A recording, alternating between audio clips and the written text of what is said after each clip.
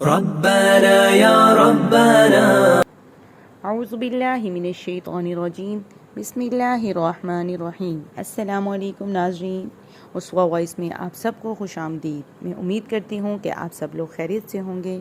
آج میں آپ کے ساتھ حضرت عیسیٰ علیہ السلام کا قصہ شیئر کروں گی۔ حضرت عیسیٰ علیہ السلام اللہ تعالیٰ کے برگزیدہ اور جلیل القدر پیغمبر گزرے ہیں۔ ان کی پیدائش کے واقعات ہر مسلمان کو معلوم ہیں۔ ان کی والدہ حضرت مریم علیہ السلام، جن کے والد کا نام عمران اور والدہ کا نام حنا تھا، ان کے ہاں شروع میں کوئی اولاد نہیں تھی، تو انہوں نے اللہ تعالیٰ سے منت مانگی کہ مجھے اولاد عطا فرما، میری جو بھی اولاد ہوگی میں اسے اللہ تعالیٰ کی نظر کر دوں گی۔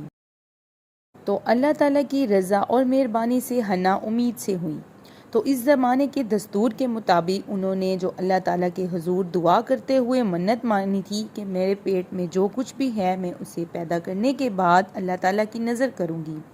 مگر جب پیدائش ہوئی تو وہ لڑکی تھی۔ مریم علیہ السلام کی والدہ پریشان ہو گئیں کہ لڑکی کو اللہ تعالیٰ کی نظر کیسے مگر اللہ تعالیٰ نے فرمایا کہ مجھے لڑکی کی نظر بھی منظور ہے۔ اس کی کفالت کا کام حضرت زکریہ علیہ السلام کو دے دیا گیا۔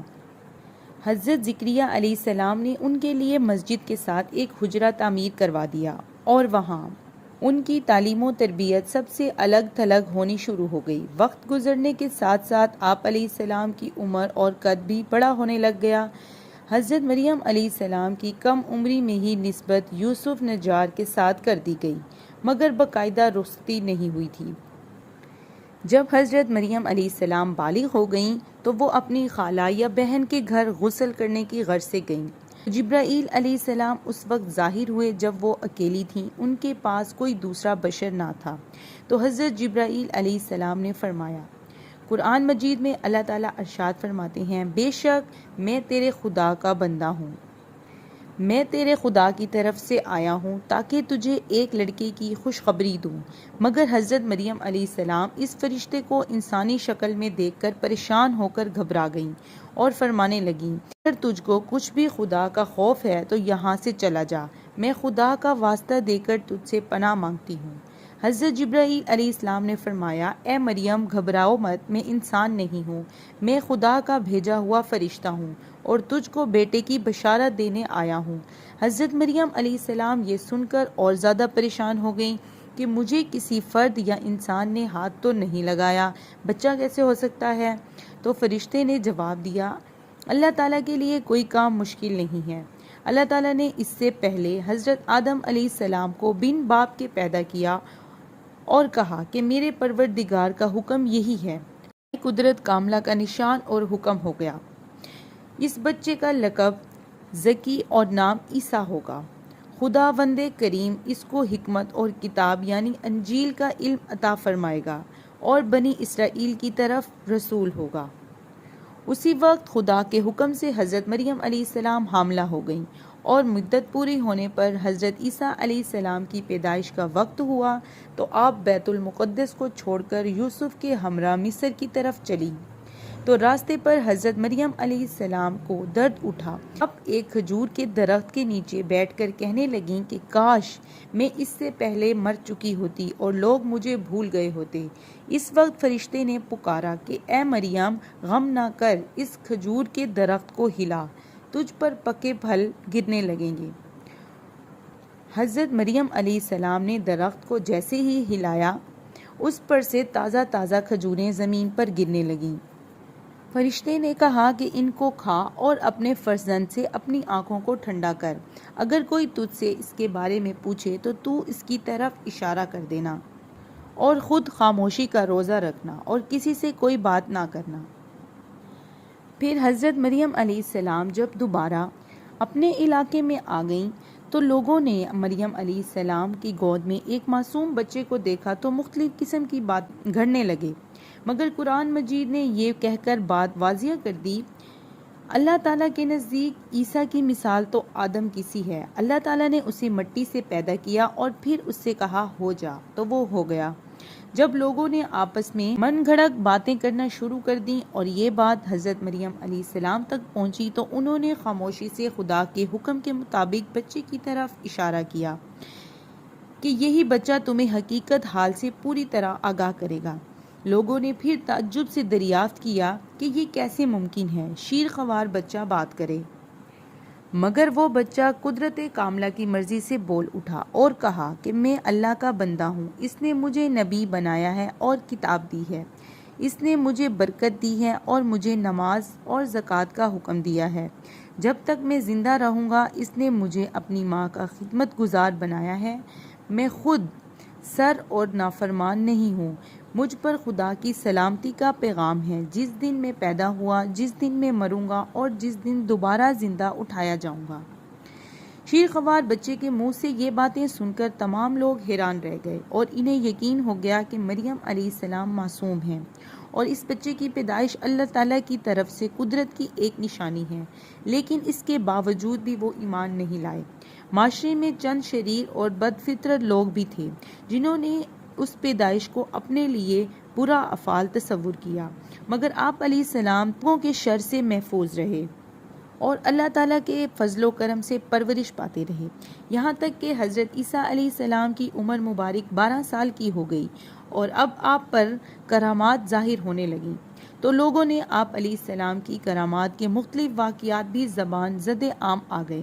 پھر حضرت مریم علیہ السلام کو حکم ہوا کہ حضرت عیسیٰ علیہ السلام کو لے کر واپس اہلیہ یعنی بیت المقدس آ جائیں، چنانچہ انہوں نے اس کی تعمیل کی اور یہاں آ کر آپ علیہ السلام سے معجزات ظاہر ہونے شروع ہو گئے۔ واضح رہے کہ آپ علیہ السلام کی پیدائش کے وقت 3 مجوسیوں نے آسمان پر ایک ستارہ دیکھ کر اندازہ لگایا کہ یہودیوں کے جس ہادی کے بارے میں پیشن گوئی کی جا رہی ہے وہ پیدا ہو گیا ہے، اور آپ علیہ السلام کی تلاش کرنے کے لیے وہ یروشلم پہنچ گئے۔ ان دنوں شام اور فلسطین کے علاقے پر جس میں یہودی آباد تھے رومیوں کا قبضہ تھا اور رومی قانون نافذ تھا۔ رومی مشرک اور بت پرست تھے، وہ یہودیوں کے آپس میں جھگڑوں کی وجہ سے ان پر کوئی توجہ نہ دیتے تھے، مگر اس بات کا خاص خیال رکھا جاتا تھا کہ یہودی رومیوں کے خلاف کچھ تخریبی کام نہ کریں، چنانچہ رومی سلطنت کے خلاف ان کی ہر تحریک کو خواہ وہ کتنی ہی معمولی کیوں نہ ہو بڑی سختی سے دبا دیا جاتا تھا۔